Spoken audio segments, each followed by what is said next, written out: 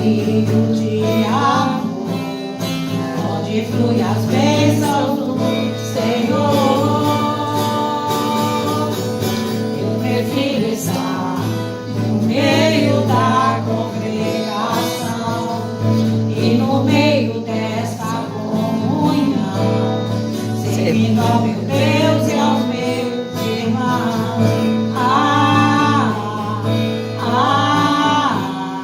Como é bom viver em união.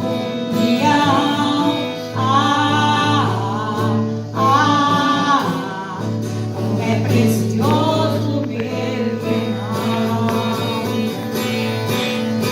Há uma unção, já posso sentir verdadeiramente. Deus está aqui. Há uma unção, já posso sentir verdadeiramente. Deus está aqui. Eu prefiro estar na tua casa, ó Senhor, onde flui um rio de amor, onde flui as bênçãos do Senhor. Eu prefiro estar no meio da congregação e no meio desta comunhão, servindo ao meu Deus e aos meus irmãos. Como é bom viver em união.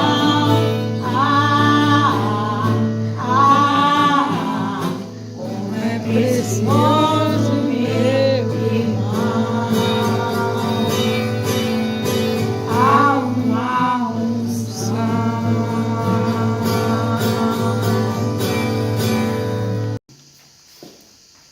A paz do Senhor, igreja, Amém. Glória a Deus. mais uma vez, motivo de muita alegria poder estar aqui trazendo mais um estudo, mais uma palavra do Evangelho, a palavra do nosso Senhor Jesus Cristo. Antes de iniciarmos, como de costume, vou convidar a todos para que possamos fazer a nossa oração ao Espírito Santo de Deus. Amém? Meu Deus, meu Pai amado, em nome de Jesus, elevamos nossos corações e mentes a Ti, meu Pai, clamando pela presença do Teu Espírito Santo, o Consolador, aquele que nos guia, aquele que nos dá o entendimento e o discernimento espiritual. Ele esteja aqui conosco, direcionando tanto a palavra que será proferida, quanto os ouvidos que a receberão, para que possam produzir frutos espirituais, para que possam tocar em nossos corações, nos dar entendimento e nos auxiliar, nos ajudar na nossa caminhada enquanto aqui na terra, nessa caminhada para entendimento do Evangelho, nessa caminhada para transformação espiritual e a transformação pessoal de cada um de nós. Que o Senhor nos abençoe, que o Espírito Santo esteja conosco, em nome de Jesus. Amém. Amados, convido a todos para abrirmos nossas Bíblias na primeira epístola de Pedro. Hoje eu vou ler os versículos 1 e 2 do primeiro capítulo 1. 252. Oh, não, é 252, é antes. 248. Amém? Amém. Prefácio e saudação. Pedro, apóstolo de Jesus Cristo, aos eleitos, que são forasteiros da dispersão, no Ponto, Galácia, Capadócia, Ásia e Bitínia, eleitos segundo a presciência de Deus, Pai, em santificação do Espírito, para a obediência e a aspersão do sangue de Jesus Cristo. Graça e paz vos sejam multiplicadas. Amém? Amados, vamos iniciar um estudo, esse estudo que eu pretendo fazer e trazer, né? Agora sobre as epístolas de Pedro. Nós concluímos o nosso estudo sobre as epístolas de João e agora faremos das epístolas de Pedro. Então, nessa introdução eu trouxe apenas esses 2 versículos, que é um prefácio, uma saudação, para a gente falar um pouquinho sobre Pedro, né, sobre o apóstolo Pedro, e também fazer algumas reflexões desse trecho, que ele, mesmo sendo um prefácio, né, ou seja, um início da carta, um início da mensagem, ele traz alguns pontos importantes e que nos direcionarão nesse estudo, principalmente quando ele fala da santificação, e a santificação é um tema que vai ser recorrente nas cartas de Pedro. Então, nós já falamos sobre João, eu considero Pedro e João são uma dupla muito interessante que nós temos no Novo Testamento, e são pessoas distintas, diferentes. Tenho certeza, eu creio que Jesus os escolheu como apóstolos e eram talvez ali os mais próximos de Jesus, justamente em função dessa distinção, né? Então, enquanto João era o apóstolo do amor, a gente vê até nas próprias cartas, no Evangelho de João, como ele tinha uma personalidade mais filosófica, mais amorosa, mais centrada. A gente já tem Pedro como essa antítese a João, mas tão importante quanto João. Pedro era o do rompante, era aquela pessoa sentimental, aquela personalidade explosiva, impulsiva, mas também de muita fé e muito amado por Jesus. Então Pedro, né, pescador, Simão, que teve seu nome dado pelo próprio Jesus, que o pastor a chamar de Pedro. Pedro, na tradução grega, é pedra, mas pedra mesmo, rocha. Aí existe aquela discussão de que a origem do nome no hebraico não seria pedra, mas pedrinha, pedregulho, mas muitos refutam também esse entendimento, trazendo as raízes da palavra hebraica, que as raízes para pedrinha tinham uma distinção daquela que foi traduzida. Mas, enfim, a grande maioria dos estudiosos bíblicos, dos teólogos, entendem que Pedro é pedra, veio da origem hebraica, que se transformou para o grego, na linguagem grega, e depois na transformação para o latim seria Petrus, e Petrus é pedra. E ele foi um apóstolo muito próximo de Jesus, como eu disse, e de certa forma exercia até mesmo uma certa liderança entre aqueles apóstolos. Não diria uma liderança como a gente entende ela no sentido de hoje, de liderar, de ser líder, chefe, não, mas que ele tinha uma ascendência, ou talvez ele teria essa própria impulsividade, essa própria impetuosidade de Pedro, colocava à frente, às vezes falando, às vezes levando a palavra, o entendimento de todos eles. Então Pedro já demonstrava nisso a sua tendência, né, de estar à frente, e que depois o próprio Jesus reconhece, mas sempre fazendo a colocação de uma maneira muito espiritual e que muitos interpretam literalmente, mas esse não é o entendimento que nós vamos trazer hoje. Nós vamos, quando eu for falar um pouquinho disso, trazer para o lado espiritual, de que Pedro realmente era cheio do Espírito Santo, né?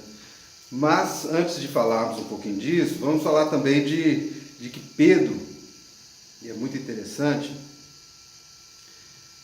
quando nós juntamos, somamos e trazemos todos os evangelhos, o nome de Pedro só não é mais citado do que o nome do próprio Jesus.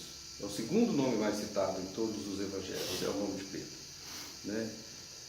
Ninguém fala nos evangelhos com tanta frequência enquanto Pedro, e Jesus falou mais com Pedro do que com qualquer outro dos apóstolos ou qualquer outra pessoa que estivesse ali nos evangelhos. É onde se tem a maior parte dos diálogos, a grande maioria dos diálogos era com Pedro. É disparado o que mais aparece na Bíblia depois do nosso Senhor Jesus Cristo. Então, Jesus repreendeu Pedro mais do que qualquer outro discípulo, quanto mais ele aparecia, mas também existia todas as consequências dessa liderança, dessa proximidade, de estar à frente, né? Então, Jesus repreendeu Pedro mais do que qualquer outro discípulo. Em contrapartida, Pedro foi o único discípulo que ousou repreender Jesus. Naquela passagem lá em Mateus, que eu vou ler ela daqui a pouquinho. Pedro confessou Jesus com mais ousadia e precisão do que qualquer outro discípulo. Mas também Pedro negou Jesus com mais força e publicamente do que qualquer outro. Jesus elogiou Pedro mais do que qualquer outro discípulo. Mas também foi o único que Jesus se dirigiu chamando de Satanás. Então Pedro era essa figura dicotômica, antagônica nele mesmo. E isso é o que representa a nossa humanidade. Isso é o que representa nós, hoje, como discípulos de Jesus. A gente vive isso o tempo todo, essa dicotomia, essa instabilidade, essa alternância de humor, esses abalos na fé. Então, eu creio muito que com essa personalidade, Jesus conhecendo profundamente Pedro, é que Jesus o preparou para a liderança, né, do que viria a seguir, que é a igreja primitiva. Né? Não a igreja como a gente entende hoje, como templo, pedra, parede, não, a igreja primitiva do sentimento, né, de se manter vivos os ensinamentos de Jesus, de se manter a certeza, né, da salvação, da santificação e da remissão dos pecados pela cruz, né, pelo sangue de Jesus derramado. Então ele foi escolhido para exercer essa liderança e ele a fez com todas as dificuldades inerentes ao ser humano, e com todas as dificuldades, né, da sua própria personalidade, das suas próprias dificuldades, ele assim o fez, né? Então vale a pena a gente relembrar rapidamente aqui nessa introdução ao estudo da carta de Pedro algumas menções importantes, né, a Pedro. Eu não vou ficar lendo todas, porque senão ficaria muito extenso, eu vou apenas lembrar algumas, mas eu gostaria de ler somente a parte do Evangelho de Mateus, que é uma parte muito importante, muito interessante, e que eu falei aqui que Pedro foi o que confessou a Jesus com mais ousadia, com mais impetuosidade, mas também foi repreendido, e essa passagem é chamada como a confissão de Pedro. É uma das passagens importantes, né, do Evangelho, que está lá em Mateus 16, 13. Indo Jesus para as bandas de Cesareia de Filipe, perguntou a seus discípulos: quem diz o povo ser o Filho do Homem? E eles responderam: uns dizem João Batista, outros Elias, e outros Jeremias ou algum dos profetas. Mas vós, continuou ele, quem dizeis que eu sou? Respondendo Simão Pedro, disse: tu és o Cristo, o Filho de Deus, do Deus vivo. Então Jesus lhe afirmou: bem-aventurado és, Simão Barjonas, porque não foi carne e sangue que tu revelaram, mas meu Pai que está nos céus. Também eu te digo que tu és Pedro, e sobre esta pedra edificarei a minha igreja, e as portas do inferno não prevalecerão contra ela. Dar-te-ei as chaves do reino dos céus. O que ligares na terra terá sido ligado nos céus, e o que desligares na terra terá sido desligado nos céus. Então advertiu os discípulos de que a ninguém dissessem ser ele o Cristo. E essa é uma passagem muito importante. Muitos interpretam que quando Jesus fala que tu és Pedro, e o significado de Pedro é pedra, e ele logo em seguida fala, e sobre essa pedra edificaria a minha igreja. Então muitos trazem isso como Pedro sendo o fundador da igreja. Na Igreja Católica traz ele como o primeiro Papa, o primeiro representante de Cristo na Terra. E nunca foi, mas não é isso. Nem existia o catolicismo naquela época. Nem existia, são as interpretações. Mas o que a gente interpreta mesmo espiritualmente é o que Jesus fala logo antes aqui, ó, que não foi carne nem sangue que o revelasse, mas o meu Pai que está no céu. Então, quando essa figura do Pedro, que é exaltada, de certa forma, assim, não é que ela é exaltada, mas que ela se destacou nesse momento, não era por ele, porque ele é humano, ele é pecador igual a gente mesmo, e com todas as suas dificuldades, com a sua mente, com a sua psicologia, com a sua personalidade. Mas o Espírito Santo, que eles estavam cheios, só de estarem ao lado de Jesus, é que o fez falar de que Jesus realmente era o Filho de Deus. Não era ele Pedro falando, era o Espírito Santo falando através de Pedro. E essa rocha que Jesus fala que edificará a igreja, a rocha é justamente espiritual, não é essa rocha, Pedro, vou edificar minha igreja, Pedro. Não faz sentido, Jesus não precisa de nenhum ser humano para que a palavra do Evangelho fosse colocada. Essa rocha, a rocha simboliza aqui essa certeza que o Espírito Santo dá a todos nós de que Jesus Cristo é o Filho de Deus. Essa é a rocha espiritual, é uma simbologia espiritual que Pedro estava cheio dela. Tanto é assim que, se continuando a leitura, aqui, ó, eu parei no versículo 20, se a gente continua no versículo 21, olha o que acontece. Então Jesus já começou a mostrar aos seus discípulos que era necessário seguir para Jerusalém e sofrer muitas coisas dos anciãos, dos principais sacerdotes e dos escribas, ser morto e ressuscitado no terceiro dia. Jesus já adiantou para eles tudo o que ia acontecer. E Pedro, chamando-o à parte, é onde que ele repreende Jesus, o único que ousou repreender Jesus, diz: tem compaixão de ti, Senhor, isso de modo algum te acontecerá. Mas Jesus, voltando-se, disse a Pedro: arreda, Satanás. Tu és para mim pedra de tropeço, porque não cogita das coisas de Deus e sim dos homens. Então Jesus aqui novamente usa a palavra pedra, só que agora pedra de tropeço. E quando ele chama Pedro de Satanás, não é que Pedro é Satanás, é porque também a gente sabe que a gente vive a guerra espiritual e que no momento seguinte em que ele estava cheio do Espírito Santo, de alguma forma Satanás agiu na mente dele e fez ele fazer aquele questionamento de uma das bases da nossa fé, que seria a ressurreição de Jesus. Então é muito interessante essa dinâmica de Pedro com Jesus, de como que as coisas aconteciam, de como que isso fica muito claro para a gente, de que a Bíblia ela precisa ser estudada, ela precisa ser entendida sempre no viés espiritual, nunca literal. Porque se na mesma passagem você coloca Pedro como o primeiro representante da igreja, o primeiro papa, qualquer coisa que seja, que nem existia na época, então ele também seria o primeiro Satanás, seria o primeiro representante do inferno, como Jesus mesmo falou? Não, claro que não. Então a Bíblia, nesse ponto, ela é muito clara, não tem por que interpretar de uma maneira equivocada. É tudo espiritual. E o que importa no mundo espiritual é o que Pedro vai trazer em toda a sua carta que nós vamos estudar, principalmente sobre a santidade, a prática do bem, a vida exemplar do cristão, e aí por diante nós vamos, à medida que a gente for avançando, nós vamos falar sobre tudo isso. Então Pedro é essa figura interessante.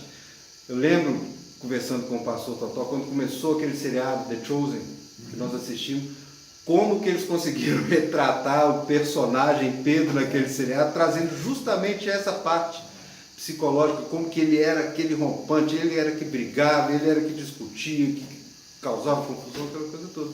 Por quê? Porque ele é um ser humano assim como todos nós. E que Jesus amou e assim como ele nos ama, independente das nossas imperfeições. Então Jesus é aquele que, quando Jesus subiu para orar antes do nascer do sol, tinha sumido, Pedro liderou os outros discípulos, tipo uma busca, uma caçada ali para encontrar Jesus, né? Foi ele que pescou aquela quantidade enorme de Pedro, foi ele que fez uma viagem de divulgação única com os outros discípulos para levar, né, as boas novas de Jesus. Foi ele que viu Jesus transfigurado em glória, né, juntamente com Moisés e Elias, na passagem lá da transfiguração. Foi Pedro que perguntou a Jesus quantas vezes devemos perdoar um irmão que pecasse contra nós. Lógico que ele perguntou isso porque ele devia ter sentimentos de culpa ou de debate ou de dissensão com algum irmão, com certeza, né, pela personalidade dele. Foi Pedro quem perguntou a Jesus, após o encontro com o jovem rico, o que os discípulos receberiam por ter desistido de tudo para seguir Jesus. Olha a carne gritando. Então, o tempo todo, ele demonstra a sua natureza humana. Foi o único que insistiu que Jesus não lavasse os seus pés, né? Mas aí Jesus insistiu e falou, então lava-me todo, então, da cabeça aos pés. Foi ele que ouviu Jesus dizer que ele o negaria 3 vezes, e a resposta dele, mesmo que seja preciso que eu morra, nunca te negarei, mas na hora do aperto negou 3 vezes para não morrer, mostrando o medo natural do ser, o medo da morte, que é natural dos nós seres humanos. E nessa impulsividade foi ele que decepou a orelha lá do Malco, né, do servo, do sacerdote. Foi Pedro que também, depois da crucificação, foi primeiro aí junto com João, né, para o túmulo, na manhã da ressurreição. Foi ele que recebeu uma visita pessoal de Jesus ressuscitado no dia da ressurreição, está lá no Evangelho de Lucas. Pedro recebeu uma restauração pública de Jesus na frente dos outros discípulos após a ressurreição de Jesus. Então ele é essa figura que eu falei, e eu achei importante trazer essa introdução sobre essa figura de Pedro, porque quando nós fizemos o estudo de João não tem essa riqueza de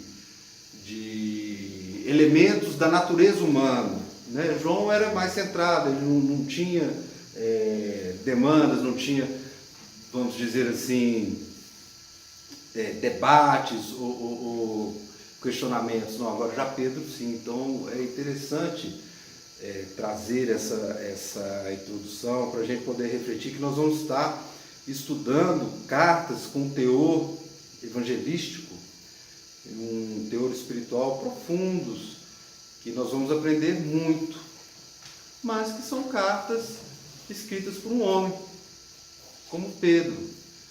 E como a gente também, assim, devemos fazer quando formos estudar uma ou alguma das cartas de Paulo, né?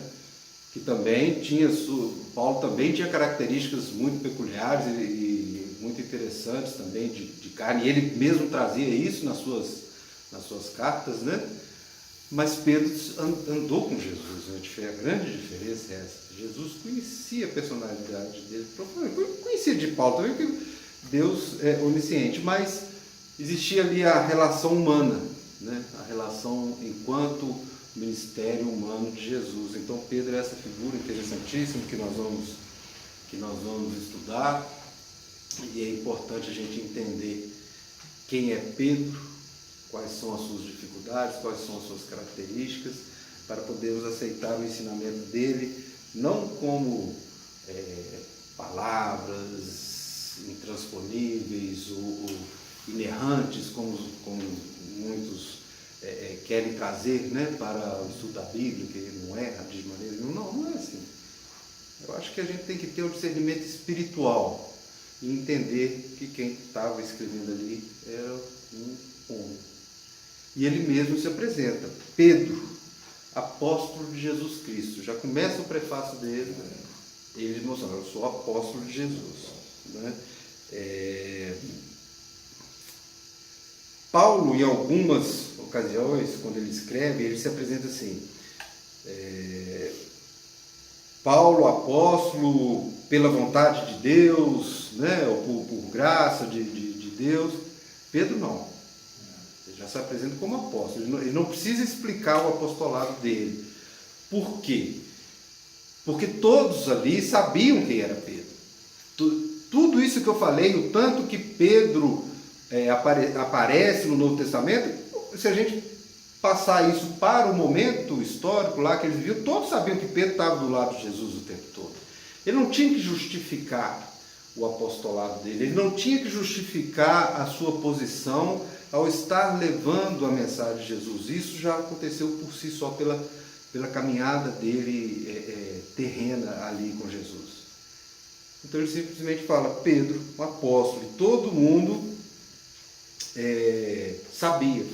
Então, ao contrário de Paulo, que foi posterior, então ele se justificava e enfrentou muito debate em cima disso, Pedro não tem relato dele ser questionado.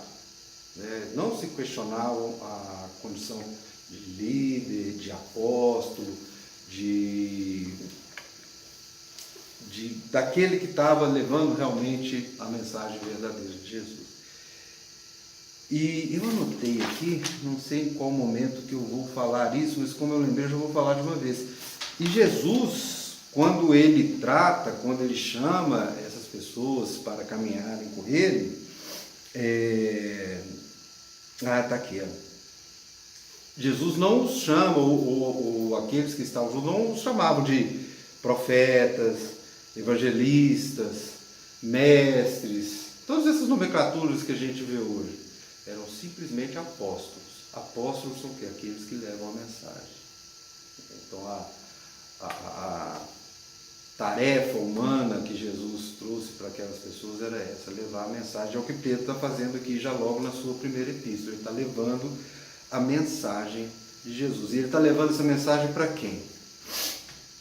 Aos eleitos, que são forasteiros. Outras traduções da Bíblia, muitas outras, ao invés da palavra forasteiros, eles trazem a palavra peregrinos. Eu entendo que a palavra peregrino ela se encaixa mais ao que Pedro estava querendo trazer aqui na sua mensagem. Porque forasteiro hoje, como a gente conhece a palavra, é uma palavra meia com um sentido assim de forasteiro, uma pessoa que está chegando num lugar sem ser querida, alguma coisa nesse sentido. Já peregrino, ela traz a ideia de como aquelas pessoas viviam, muitas daquelas pessoas viviam realmente naquela época, como residentes temporários. Peregrinação. Então eles peregrinavam de terras em terras, temporariamente. Interessante, hoje a parada tornou-se mais moderna, então ele fala assim, imigrantes. Sim, imigrantes. Hoje nós temos a palavra imigrantes.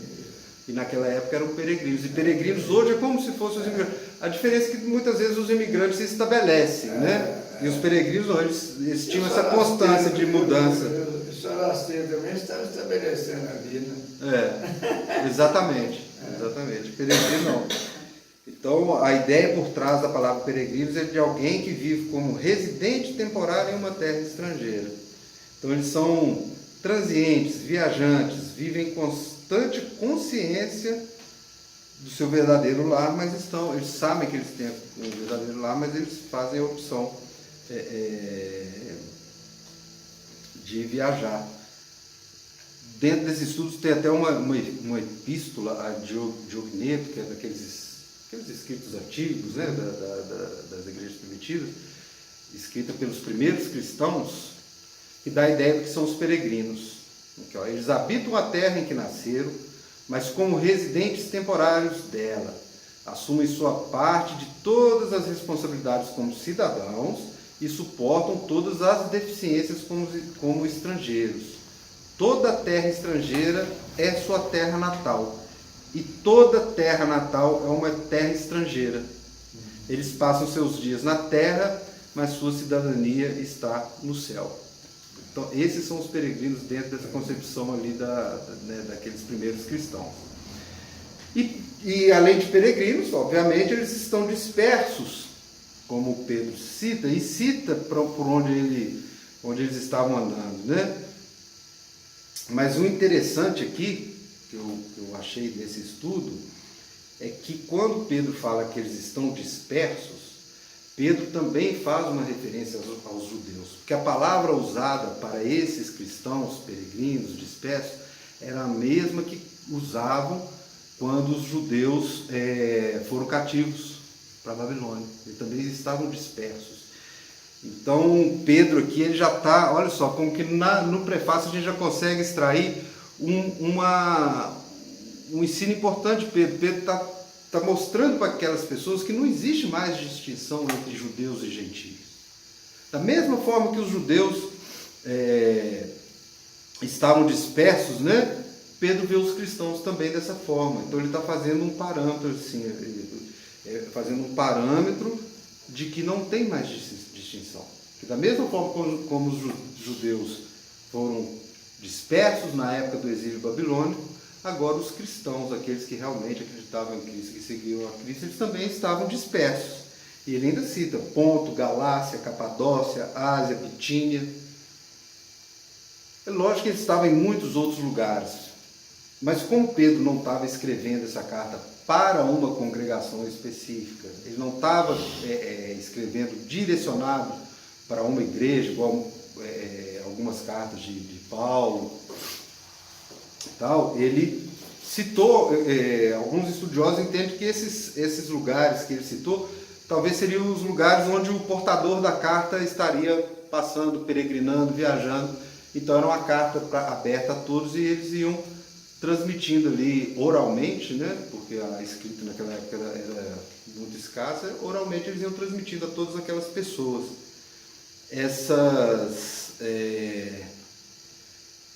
Não vamos dizer cidade, né? Essas regiões aqui citadas, todas estão ali onde hoje nós conhecemos como a Turquia, naquela região ali do Oriente Médio, e é onde estavam crescendo a igreja primitiva, onde que muitos gentios, lá não eram israelitas, não eram judeus, estavam crendo e aceitando a palavra de Jesus.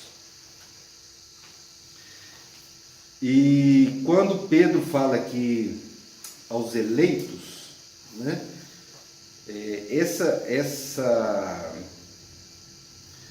esse entendimento de eleitos não é de eleição de acordo com escolha, mas eleitos porque eles estavam sendo cheios do Espírito Santo. É uma eleição espiritual, né? E essa caracterização deles como eleitos tinha o objetivo era o quê? De fortalecê-los, encorajá-los, torná-los mais fortes, porque eles estavam muito aflitos, estavam sofrendo muita perseguição. A gente tem sempre que entender os parâmetros das cartas dos apóstolos dentro do contexto que eles estavam vivendo, e era um contexto muito difícil. Então, quando Pedro usa, né, essa caracterização, né, deles, de eleitos, aquilo ele quer mostrar para eles que realmente eles têm a parte com Jesus, que Deus sabe de todo o sofrimento que eles estão passando, visando fortalecê-los. Tanto que ele usa aqui, olha, eleito segundo a presciência de Deus Pai, né? Aí vocês vão ver muitos estudos falando de presciência e escolhidos, é como se Deus escolhesse, se antes de você nascer você já vai ser um escolhido. Só que a gente sabe que Deus não faz acepção de pessoas, né? Então a gente tem que entender muito bem essa passagem, quando ele fala de eleitos e presciência, ele está, de certa forma, fortalecendo aquelas pessoas. Ele traz a figura, né, da onisciência divina, né, que Deus tem conhecimento de tudo, de todos nós, de tudo que acontece, mas não é que ele escolhe, pessoas, mas ele tem a onisciência e eu acredito que Deus sabe aqueles que vão aceitar ou não. Isso pode ser acreditado a onisciência de Deus, mas não uma escolha. É uma onisciência de espiritual, onde que todos aqueles que estão ali sofrendo, que estão ali de certa forma tendo verdadeira aflição, né,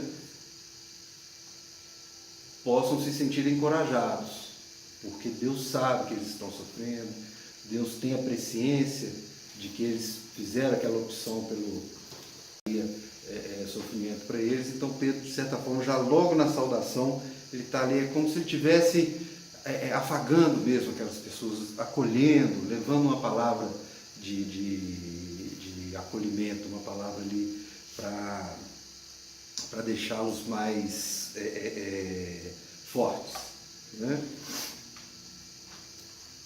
Então a gente entende nesse sentido, né? Não de escolha e nem de acepção de pessoas, mas como um encorajamento. Vocês são escolhidos sob a presciência de Deus.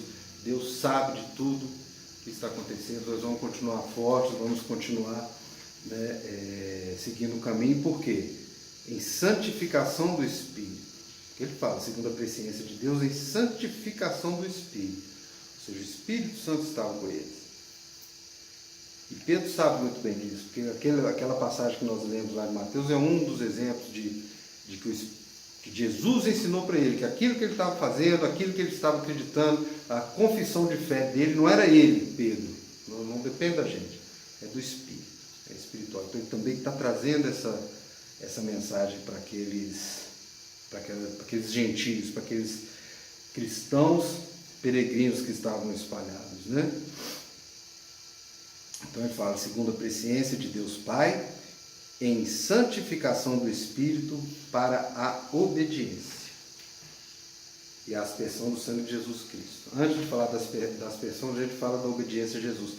Pedro aqui já começa a trazer espiritualmente o entendimento da Trindade, né?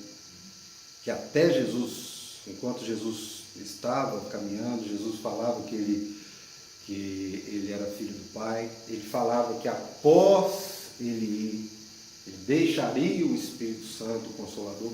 Então a Trindade, ela se consuma com a ressurreição de Cristo. E Pedro já está trazendo, já logo aqui na sua primeira carta, ele já traz, logo no prefácio, já logo no início dela, o entendimento espiritual da Santíssima Trindade.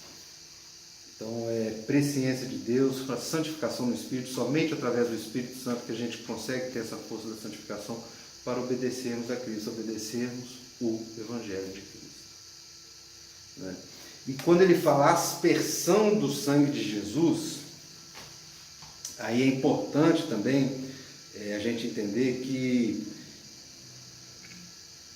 uma vez que todos aqueles foram eleitos, né, dentro desse entendimento espiritual que Pedro está trazendo, há uma purificação do pecado providenciada para eles por meio do sangue de Jesus derramado na cruz. É a aspersão do sangue de Jesus, é o sangue de Jesus que foi aspergido, derramado na cruz, né? Só que Pedro, judeu, criado dentro lá, né, da religião judaica, ele sabe da importância quando ele fala na aspersão do sangue, porque eles estudaram, aquelas pessoas estudaram a Torá a vida inteira, né? E no Antigo Testamento, na Torá, são 3 circunstâncias em que o sangue foi aspergido sobre pessoas. No estabelecimento lá da antiga aliança, no Monte Sinai, que vai estar lá em Êxodo.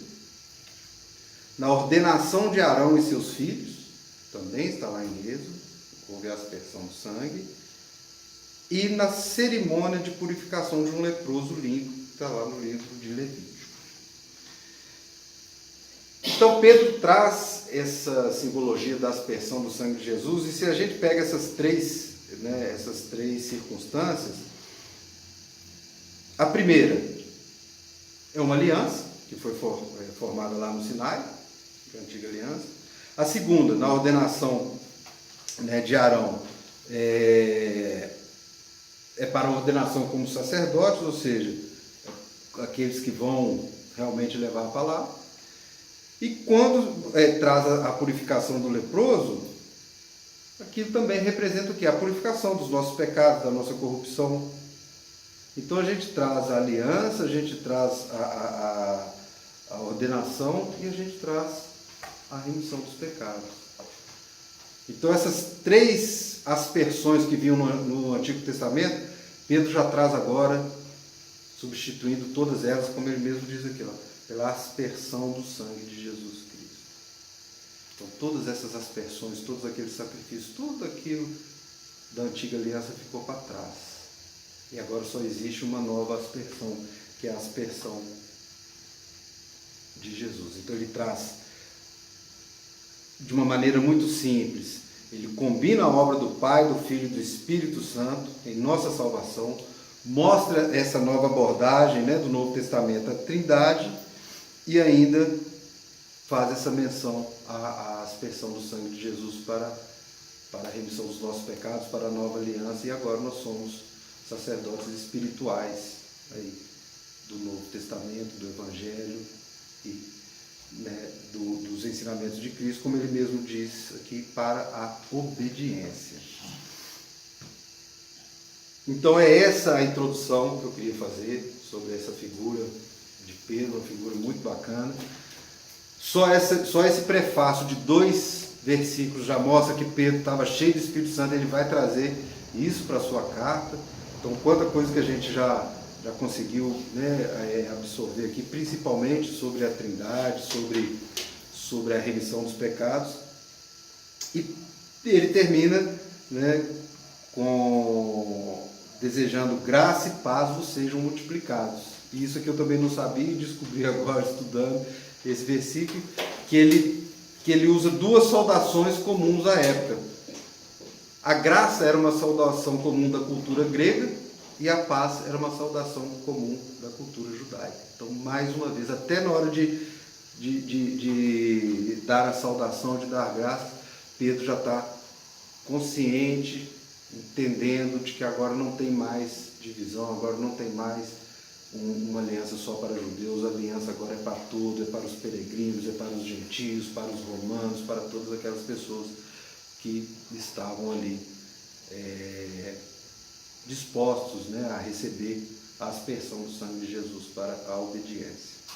Então essa era a mensagem que eu gostaria de trazer hoje, e a partir de agora nós vamos estudando, pegando trechos aqui das 2 cartas de Pedro, né, e buscando entendimento, buscando aprendizado, mas acima de tudo buscando a semente espiritual aqui do entendimento do Evangelho. Amém? Muito bom.